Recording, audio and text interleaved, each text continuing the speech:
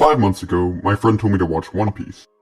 Well, he told me more around a year ago, but I decided to actually listen to him 5 months ago. I had the same excuse as everyone else, but it's too long, 1,000 episodes, that's way too much. Before that, the only anime I had ever watched was Attack on Titan, which I still think is an amazing work of art. I don't know what snapped in me, but sometime in early August, right before the new school year, I started episode 1. And yes, this was my senior year and also right before college application started, so I don't know what I was thinking. Starting the anime was actually not my first experience with the One Piece world, as I had watched the live action around the time it released on Netflix. I remember enjoying the live action, and so that certainly helped me with starting the anime. As you can tell by the title, I have made a significant amount of progress in 5 months. So because of how exciting it was to experience the drums of liberation, Gear 5, and the whole fight with Kaido, I thought I'd take this as an opportunity to reflect on the show so far, and share some of my favorite moments.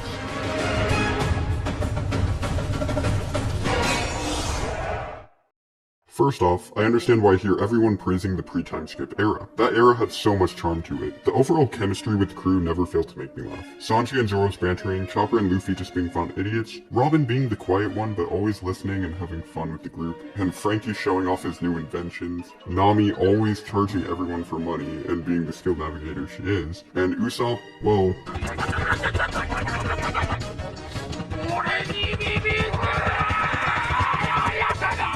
Oh, but Soga King burning the flag and just being the awesome person that he is.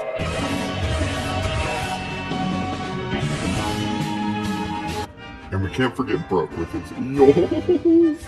That was a terrible impression, I'm sorry. Anyways, the character dynamics are just so entertaining to watch. Each arc, the show introduces a large amount of characters, and they could be some of the jolliest people on the outside, but then have a tragic past that brings you to tears. Everyone says Arlong Park is where you realize the greatness of what you're watching. And I do agree, Arlong Park was an amazing arc. I had already seen up to there in the live action, so I knew what was coming, but it was still great to see it in the anime. And watching that scene where Luffy lets Nami know he will help her no matter the cost is just so iconic and so good. But the first arc that really glued me was Alabasta. It was the first arc that I saw a significant amount of build-up for. Vivi is introduced as Miss Wednesday, Nico Robin as Miss All Sunday, and a mysterious warlord named Crocodile. They're all a part of an organization called Baroque Works. Here's one thing about One Piece. When a character is introduced, you could hate them, but then later on you realized you misjudged them. Miss Wednesday started out as an annoying character, but she does a complete 180 on you, and it's revealed that she's undercover in order to get information for saving her kingdom. Or, for example, Nico Robin. She's also working with Baroque Works, but it's revealed later that she did that to get closer to the poneglyphs. Finding all the poneglyphs is Robin's dream, because she is interested in it more than anyone else in putting together the history of the Void Century. Anyways, I've learned not to judge characters too fast. And yes, even Bo Hancock.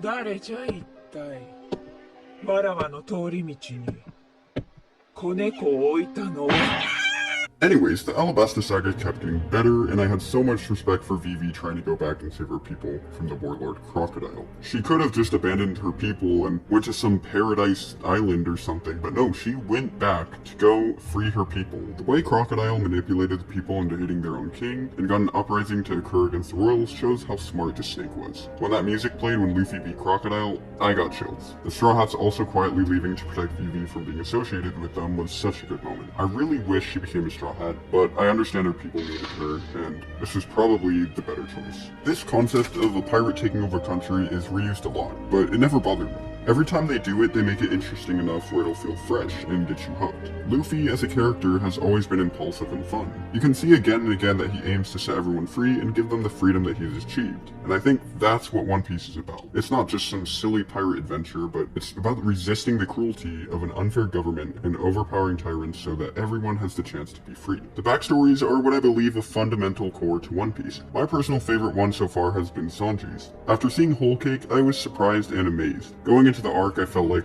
what is this? Talking trees and sweets? How is this gonna play out? It turned out, it became one of my favorite arcs in all of One Piece. Viewing Sanji's true backstory for the first time, seeing how he grew up into a family of inhuman brats, it was completely unexpected and I was there for it. The Drama 66 backstory did well in connecting to his original backstory that was revealed at the very start.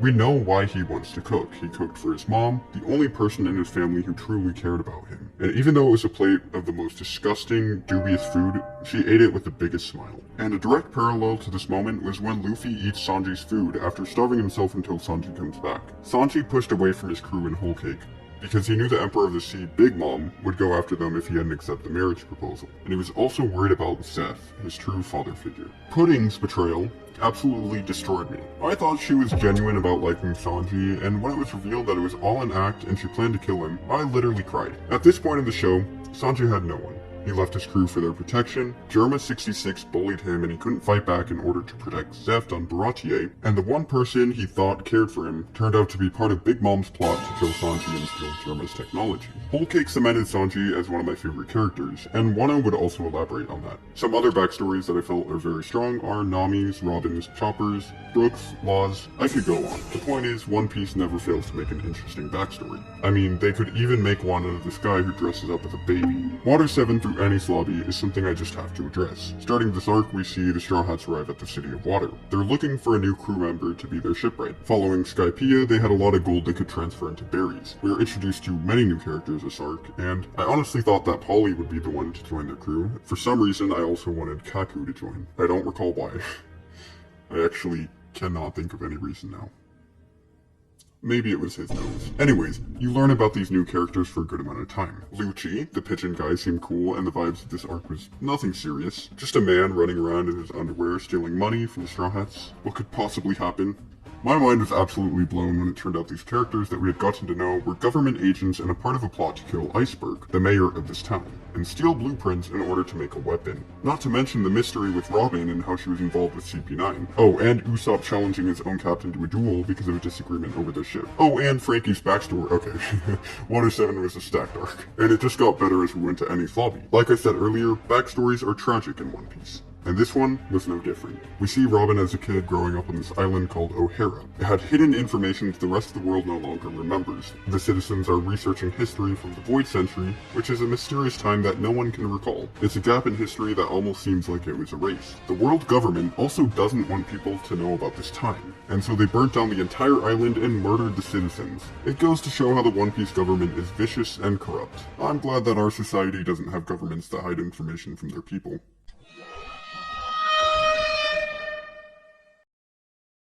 The end of Water 7 to the start of Annie's lobby was perfection. You'll see that the Straw Hat crew would go to the ends of the earth to help their friend. They knew that Robin wanted to go with them out to sea, and that she was resisting the Straw Hats because she didn't want to bring harm to them. So watching the Straw Hats beat up all of these government officials and get to the top to save Robin was very enjoyable. And Soga King shooting the world government's flag was also sick.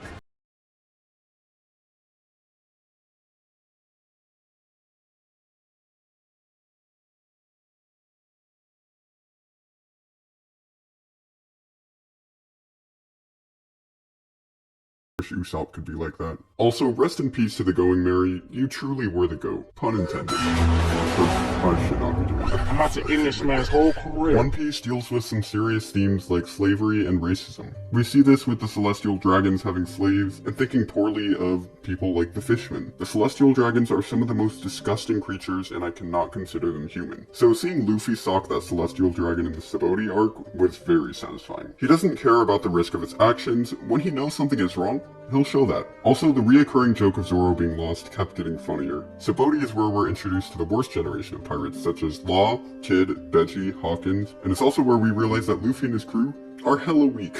The pacifistas and Kizaru absolutely destroy them, and Kuma slapping them to separate parts of the world is what led to the time skip. Now, I'd be lying if I said I didn't know there was a time skip in One Piece. That was something I knew day one. I also knew many other things like Ace's death because of some YouTube thumbnail that I saw on my feed. Thanks, YouTube. Marineford and Impel Down were very engaging. It was nice to see so many old characters help in the prison break, and it was just a fun arc right before the one that absolutely shattered me. Even though I still knew that Ace was going to die, somehow, I still held hope. This arc shows how so many people can cling on to Luffy. Everyone was set on protecting him through the fights, and I really don't think it was just because he's Ace's little brother. There are so many moments in One Piece where it feels like everything is predetermined, and it's fate that's pushing him closer to his goal of becoming the Pirate King. The same goes for the rest of the Straw Hats. They conveniently ended up exactly where they needed to be during the time skip. After Marineford, I was pretty much a torn apart guy. Our main character Luffy, who is always joyful and sharing that joy with others, was the worst we had ever seen him. He didn't have his friends anywhere near him, and he had just lost his brother. The post-war arc would finally give us more closure on Luffy's backstory. we see the three boys, Sabo, Ace, and Luffy. Luffy is always persisting after Ace, and Ace shoves him away. He even tries to kill him, which is a lot different than the Ace we see in the future. It turns out that Ace and Sabo have been collecting treasure for years to pursue their dream of becoming pirates. Some real pirates are after their stash, and they capture Luffy. This is a moment that shows Luffy's loyalty. He may be impulsive and stupid at times, but he would never give up on his friends, even after he's almost been beaten to death. Because of that event, Ace and Sabo accept Luffy, and they drink from the fake cups to become brothers.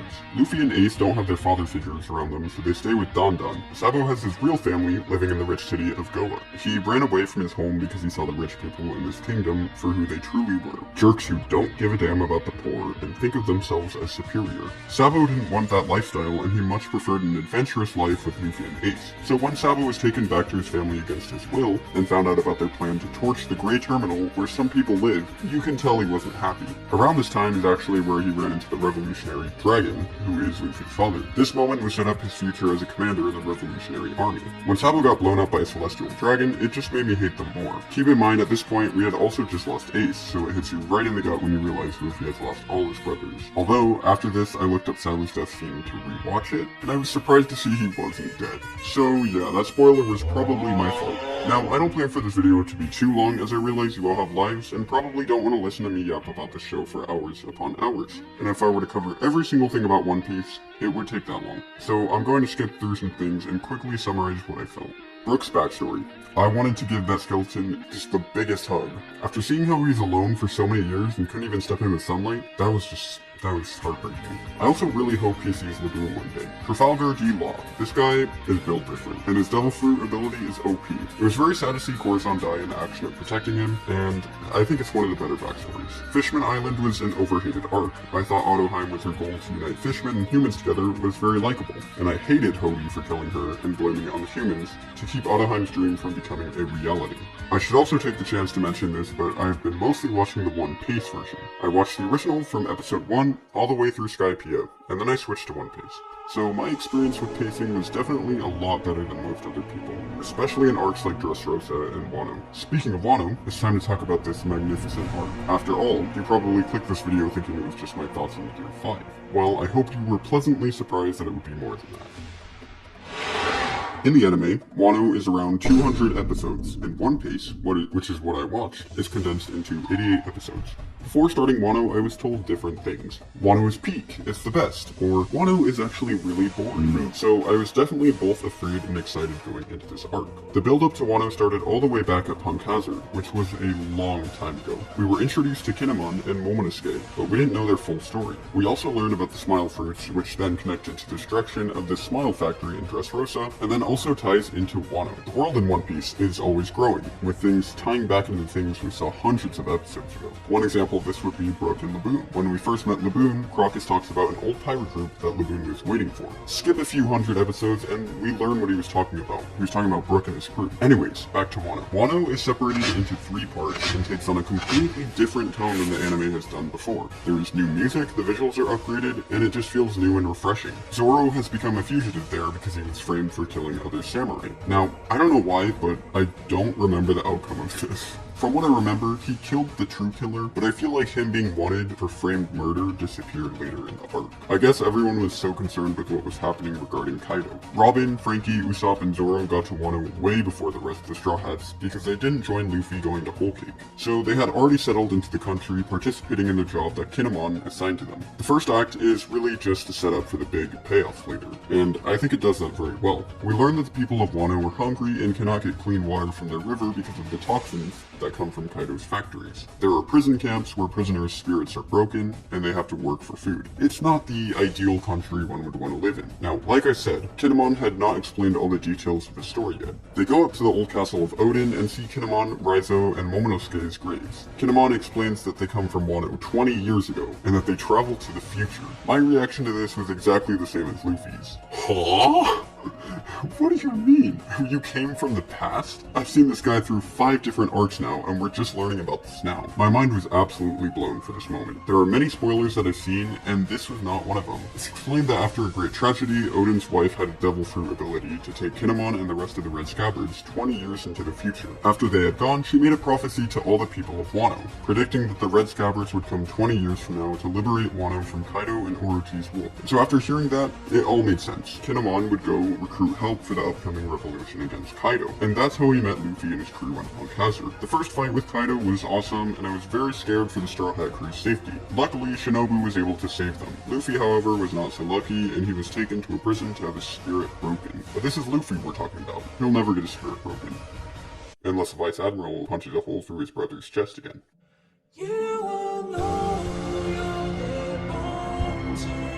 I need to point out, I love the music in this arc, especially the Moon Princess song. It sets the mood for the episode and would be the song that plays when a new act opens or closes. The lore behind it was also very sweet, with it being the song Hiyori would play for her father. Act 2 was a bit slower, but not as bad as everyone said it would be. Of course, I was watching the One Piece version, so it's definitely a lot worse than the normal anime. In Act 2, there are a lot of scenes with Luffy in the prison. The dynamic between Kid and Luffy was very fun to watch. 2 of the pirates from the worst generation just tearing each other apart with insults. I love it. The parts where Big Mom had lost her memory and was casually alongside Chopper and Tama had me cracking up. I think a really interesting thing about Otama is her power to bring friendships to almost anyone. It's not just because of her devil fruit power, because we see her bond with Big Mom, an Emperor of the Sea. This trait of befriending many and putting trust in allies is obviously present in Luffy, which makes me feel like Otama could go on her own journey and continue the fight for justice. She also stated that she wants to become a ninja, so I wouldn't be surprised if Oda made a new story focusing on her adventure, a long time after Luffy's era. I know this was sort of a random rant, but I just get that potential main character energy feeling from Otama. Also, Queen Song is a bop.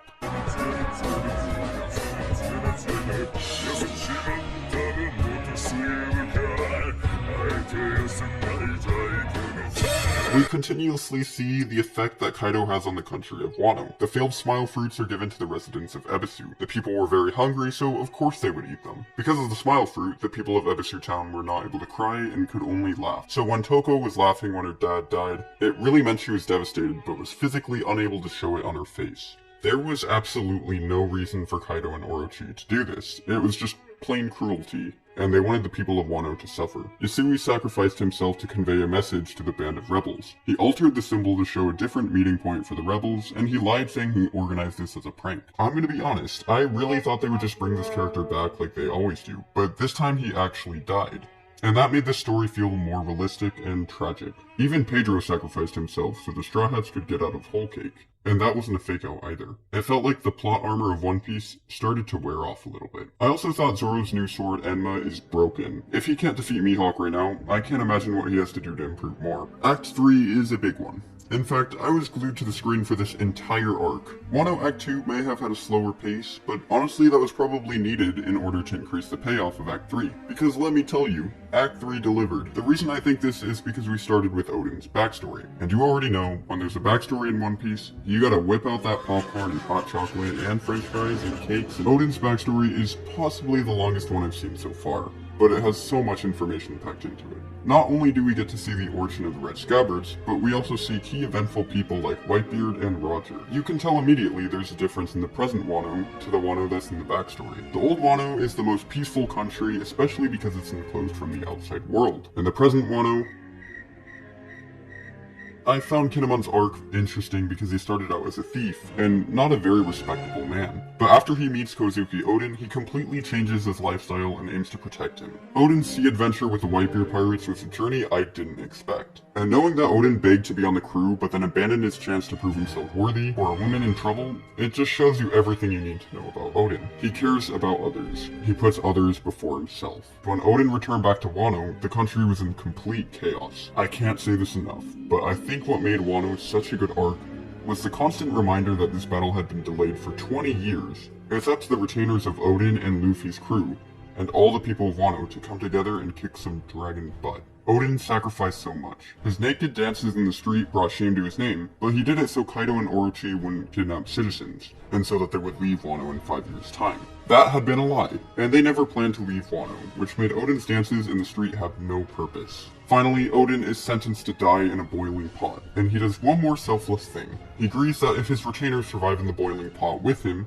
Kaido and Orochi won't bring harm to them, and so Odin holds them up on a piece of wood while he boils and dies. And that is yet another reminder of how selfless Odin is. He's probably the most selfless character in One Piece. And Kanjuro, that traitor, was just there, vibing all along, the entire time. I despise that guy. Kanjuro's betrayal was yet another thing I was spoiled on, but it actually didn't happen until I was a lot closer to the scene, so it was still somewhat a surprise. However, when all of the forces were not there to back the Red Scabbards up, I froze. The music, the wind, the scenery, it was all so ominous, and I knew something was off. The fact that Kinemon and the others were still going to march into Kaido's lair, even though they knew it would mean their death, shows they are loyal until the end. Except Kanjuro's plan didn't work because Yasuru's sacrifice from Act 2 actually played a part in organizing the troops somewhere else. So when an entire army of forces came up to help Kinemon, along with the Straw Hats, I lost my mind. No matter how many times I see Luffy come to save others and beat up bad guys, it never gets old. I could watch 1,000 more episodes of this show. I'll say it right now, this show's not long enough.